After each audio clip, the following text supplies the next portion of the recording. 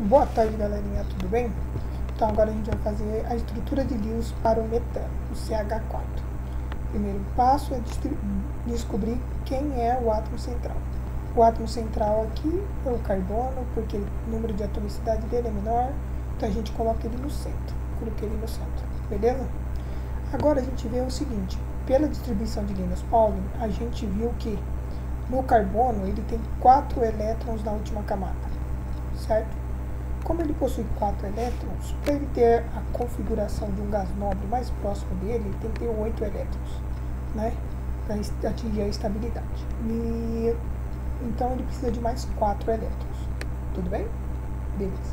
O hidrogênio é uma daquelas exceções, né? Ele tem 1 elétron. Para ele adquirir a configuração do gás nobre mais próximo dele, que é o hélio, ele precisa de mais 1 elétron, certo? Para ele ficar com 2 elétrons, como o hélio. Aí o que a gente vai fazer? A gente vai manter aqui, pus o carbono. Quantos hidrogênios eu tenho? 4.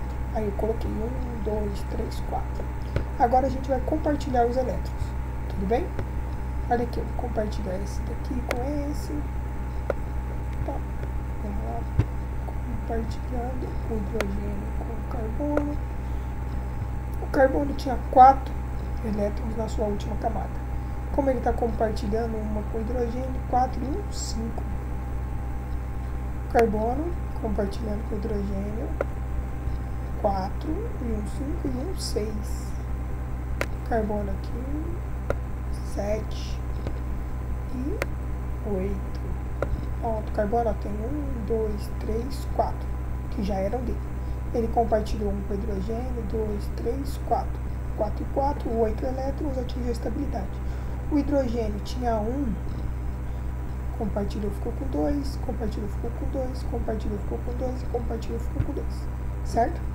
Então, aqui a gente percebe o seguinte, ó, que todos os elétrons que estavam na última camada do carbono foi compartilhado, cada um com um átomo de hidrogênio, certo?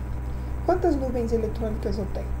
Tem uma nuvem, que é um par de elétrons aqui, compartilhado, 2 nuvens, 3 nuvens, 4 nuvens.